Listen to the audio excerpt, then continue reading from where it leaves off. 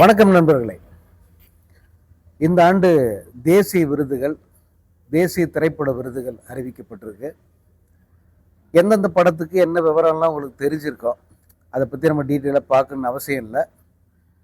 அதில் தமிழில் வந்து சிறந்த படங்களுக்கான விருதுகள் அப்படின்னு விருது வாங்கிய படங்கள் பட்டியலை பார்த்தீங்கன்னா ஆச்சரியமாக இருந்தது. சிறந்த படம் அப்படின்னு ராயன் படத்துக்கு விருது கொடுத்துருக்காங்க. நம்ம அது சிறந்த படமா இல்லையாங்கிற அந்த விவாதத்துக்குள்ளே போக விரும்பலை. நம்ம அந்த படத்தை பற்றி விமர்சனம் வந்து நம்ம ஓஹோன்னு தான் கொடுத்துருந்தோம். ஒரு கமர்ஷியலாக ஒரு என்டர்டெய்னரை அந்த படம் வந்து எப்படி என்கேஜ் பண்ணுச்சுங்கிறத நம்ம ரொம்ப டீட்டெயிலாக சொல்லியிருந்தோம். ஆனால் அது சிறந்த படமா அப்படின்னா அது ஒரு மிகப்பெரிய கேள்விக்குறி. அதுக்கடுத்து அமரன் படத்துக்கு விருதுகள் கொடுத்துருக்காங்க. சரி, அமரன் சிறந்த படமா அப்படின்னா என்னை பொறுத்த வரைக்கும் நான் அது ஒரு சிறந்த படம் அப்படியெல்லாம் வந்து நான் சொல்ல வரல. அமரன் வந்து ஒரு நிஜ வாழ்க்கை தொடர்பான ஒரு கதை, ஒரு இராணுவ வீரனுடைய நிஜ வாழ்க்கையை மையப்படுத்தி ஒரு கதை.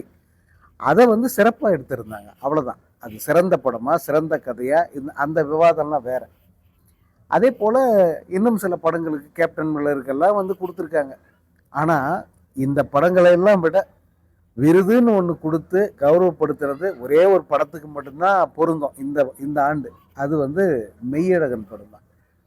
ஏன்னா மெய்யழகனுங்கிறது மற்ற படங்கள் எல்லாம் ஒரு சினிமாவுக்கான சமரசங்களோடு எடுக்கப்பட்ட சினிமா தனங்கள் மிக்க படங்கள் இது எல்லாமே.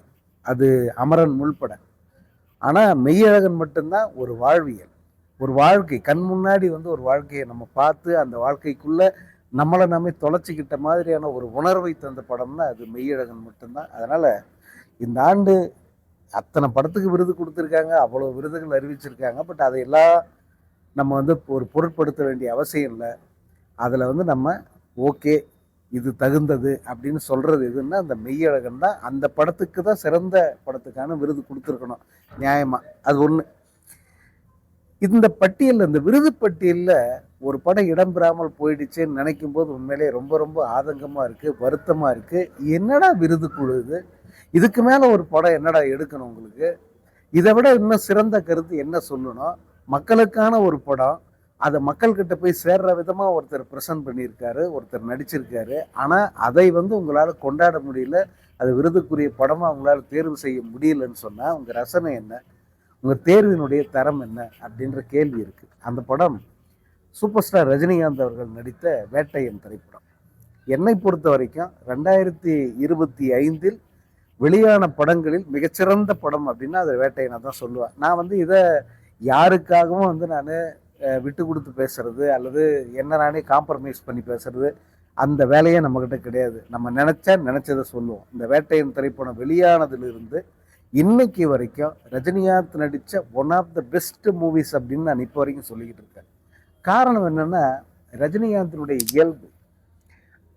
ஒரு படத்தை பரீட்சார்த்த முயற்சி பண்ணணும்னு சொன்னால் நான் மாட்டேன்னு சொல்லுவார். ஏன் சார் மாட்டீங்கன்னு சொன்னால், கலைப்படம், பரீட்சார்த்த முயற்சி, புதுசாக பண்ணுறேன், இதெல்லாம் வந்து அடுத்தவங்க காசில் பண்ணக்கூடாதுங்க, நம்ம காசில் பண்ணணும். ஒரு வியாபாரி, ஒரு பட தயாரிப்பாளர் அடிப்படையில் ஒரு வியாபாரி. என்னை நம்பி தான் வந்து ஒரு படம் கோடிக்கணக்கில் முதலீடு பண்ணுறாரு. இந்த பணத்தை 1க்கு 2 மடங்கு திருப்பி கொடுக்கறது தான் வந்து என்னோட வேலை. அதுக்கான ஜஸ்டிஃபிகேஷன் நான் பண்ணணும். அதை விட்டுட்டு வந்து நான் கலைப்படம் பண்ணுறேன், பரீட்சார்த்த முயற்சி பண்ணுறேன்னு ஏதாவது செய்ய போய் அது அந்த ப்ரொடியூசருக்கு வந்து இழப்பை ஏற்படுத்தினா அதனுடைய பாதிப்பு எனக்கும் பங்கு இருக்குது அப்படின்னு சொல்லக்கூடியவர் ரஜினிகாந்த். அதனால் அவர் பெரும்பாலும் பரீட்சார்த்த முயற்சியில் ஈடுபட மாட்டார். அப்படியே ஈடுபட்டால் கூட அது வணிக ரீதியாக மிகப்பெரிய வெற்றியை பெறக்கூடிய ஒரு கதையாக இருக்கணும், படமாக இருக்கணும். அந்த எலிமெண்ட்ஸ் எல்லாம் அதுக்குள்ளே வரணும் அப்படின்னு கண்டிப்பாக இயக்குநர்கிட்ட அவர் சொல்லக்கூடியவர். அது ரஞ்சித்தாக இருந்தாலும் சரி அல்லது ஞானவேலாக இருந்தாலும் சரி, யாராக இருந்தாலும் அவர்களுக்கு முன்கூட்டியே இதை தெளிவாக சொல்லிடுவார் ரஜினிகாந்த். அது என் ரசிகனுக்கு அது என் படமாக உணரணும், அவ்வளோதான். நீ என்ன கருத்து என்ன கதை சொல்கிற அதெல்லாம் வேற. ஆனால் ஒட்டுமொத்தமாக அது என் படமாக அவனுக்கு தெரியணும். இல்லைன்னா தேவையில்லாத ரிஸ்க்கு அப்படின்னு சொல்லிட்டு பல முறை பல படங்களுக்கு வந்து இந்த கண்டிஷன் வந்து ரஜினி வச்சுருக்காரு. அப்படி வைத்து ஒப்புக்கொண்ட படம் தான் இந்த வேட்டையன். ஏன் இவ்வளோ டீட்டெயிலில் சொல்கிறேன்னா, இந்த வேட்டையனை அவர் ஒத்துக்கிட்டதே இந்த கண்டிஷன்ஸ் எல்லாம் ஞானவேலுக்கு சொல்லிட்டு பார்க்கன்னா, நீ வந்து பரீட்சார்த்த முயற்சி எடு, என்ன வேணால் பண்ணு, ஆனால் அது வந்து என்னுடைய படமாக என் ரசிகனுக்கு போய் சேரணும். நல்ல கருத்துக்கள் இருக்கட்டும், நல்ல விஷயங்கள் இருக்கட்டும், எல்லாம் ஓகே. அது போய் சேர்றது என்னுடைய படமாக போய் சேரணும் அப்படின்னு சொல்லித்தான் இந்த படத்தை வந்து அவர் ஒத்துக்கிட்டாரு. இதை ஞானவேலே வந்து தெளிவாக சொல்லியிருக்கார்.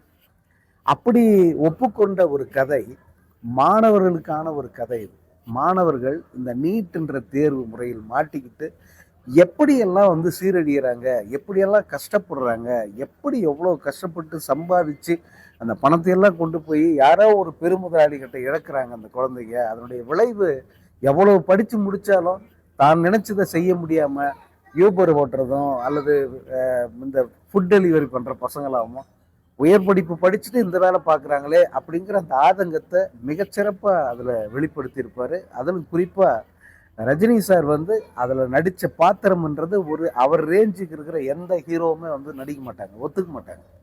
ஏன்னா அவர் வந்து அதில் அவருக்கு பேரே புலி, டைகர். அவர் வந்து ஒரு என்கவுண்டர் ஸ்பெஷலிஸ்ட்டு. துப்பாக்கியை கையில் எடுத்தாருன்னா வேட்டையாடாம விட மாட்டார், அதான் வேட்டையா. அப்படிப்பட்ட ஒரு உயர் காவல் அதிகாரி மன்னிப்பு கேட்குறார். தப்பாக நான் ஒரு வேட்டையாடிட்டேன், அதுக்காக வந்து நான் மன்னிப்பு கேட்டுக்கிறேன் அப்படின்னு சொல்லிட்டு மன்னிப்பு கேட்பாரு. துப்பாக்கியை அந்த தாயின் கையில் கொடுத்து இந்த துப்பாக்கியால் என்னை சுட்டுருங்க, நான் பண்ண தப்பு தான் அப்படின்னு சொல்லிட்டு மன்னிப்பு கேட்பார். எந்த சூப்பர் ஹீரோ அந்த மாதிரியான ஒரு காட்சியில் நடிக்க ஒத்துப்பார்? இந்தியாவில் யாரையாவது காட்டுங்க பார்ப்போம். யாருமே நடிக்க ஒப்புக்கொள்ளாத ஒரு பாத்திரத்தை அவர் நடிக்க ஒத்துக்கிட்டார். அது மட்டும் இல்லை, பல நியாயங்களை வந்து சொல்லிப்பார். ஏன் சேரி பசங்கன்னா உங்களுக்கு இந்த மாதிரி ஒரு கண்ணோட்டம் இருக்குமா, அவன் தப்பானவன் தப்பிச்சு ஓடிடுவான், அப்படி ஒரு கண்ணோட்டம் இருக்குமாடா உங்களுக்கு அப்படிங்கிறது நெத்தி அடிச்ச மாதிரி கேட்பார்.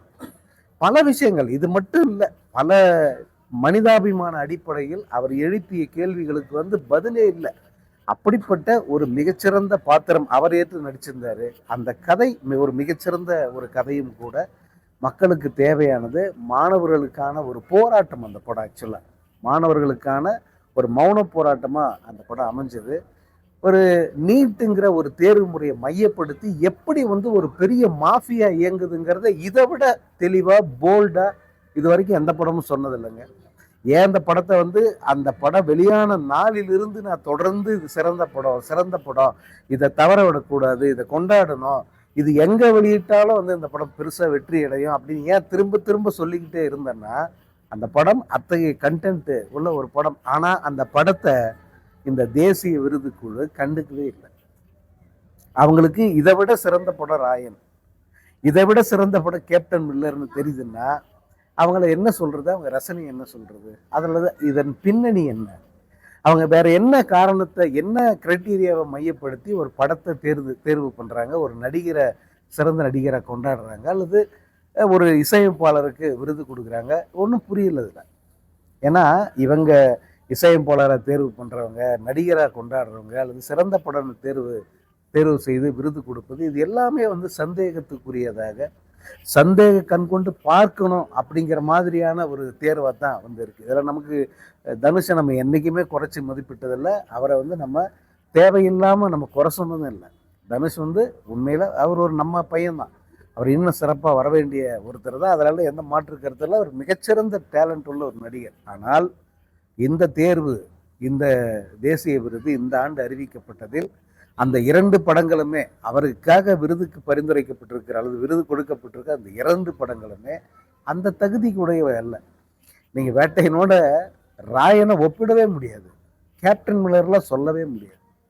ஏன்னா வேட்டையன் ஒரு நீட்டான ஒரு மிகச்சிறந்த கட்டமைப்பு கொண்ட திரைக்கதை கொண்ட ஒரு படம், ஒரு மிகச்சிறந்த நடிப்பை வெளிப்படுத்திய படம். அதில் வந்து ஒரு பக்கம் அமிதாப் பச்சன், ஒரு பக்கம் ரஜினிகாந்த், இன்னொரு பக்கம் மஞ்சு வாரியர், எல்லாருடைய மனசையும் கொள்ளை கொண்ட பகத் பாசில், எவ்வளவு சிறப்பான அம்சங்கள் இருந்தது, எத்தனை நல்ல கதை அம்சம் இருந்தது, எவ்வளவு நல்ல விஷயங்களை இந்த நாட்டுக்கு, இந்த மாணவர்கள் மத்தியில் மிகப்பெரிய விழிப்புணர்வை, பேரண்ட்ஸ் மத்தியில் மிகப்பெரிய விழிப்புணர்வை ஏற்படுத்தின அந்த படத்தை கொண்டாட தவறிட்டு நீங்கள் வேற என்ன கொண்டாடி என்ன பிரயோஜனம்? இந்த விருதுக்கு என்ன அர்த்தம் இருக்கு? யோசிச்சு பாருங்க. பல அரசியல் பின்னணி அல்லது அரசியல் சாயமெல்லாம் வந்து இதுக்கு பூசுறாங்க இந்த விருதுக்கு பின்னணியில். நான் அந்த பாயிண்ட்டுக்கே போகல, அது உண்மையா பொய்யா, என்ன பாஜக என்ன வேணால் செய்யும், நம்ம அதை வந்து இது செய்யும் இதை செய்யாது அப்படின்னு கேரண்டியே கொடுக்க முடியாது. அந்த மாதிரியான ஒரு இயக்கம் அது. ஆனால் நம்ம அந்த அரசியல் அதுக்கெல்லாம் போகலை. ஆனால் பொதுவான ஒரு கண்ணோட்டத்தில் ஒரு ஆண்டில் இத்தனை படம் வெளிவந்திருக்கு, அந்த படத்தில் இவ்வளவு தனிச்சிறப்பு மிக்க ஒரு படம் இருக்குது, ஆனால் அந்த படத்தை வந்து ஜஸ்ட் அதை பற்றி ஒரு கன்சிடர் கூட பண்ணாமல் நீங்கள் விருது அறிவிக்கிறீங்கன்னா இது எந்த மாதிரி ஒருதலை பட்சமான அல்லது மக்கள் விரோத தேர்வு அப்படிங்கிறது தான் நம்முடைய கேள்வி.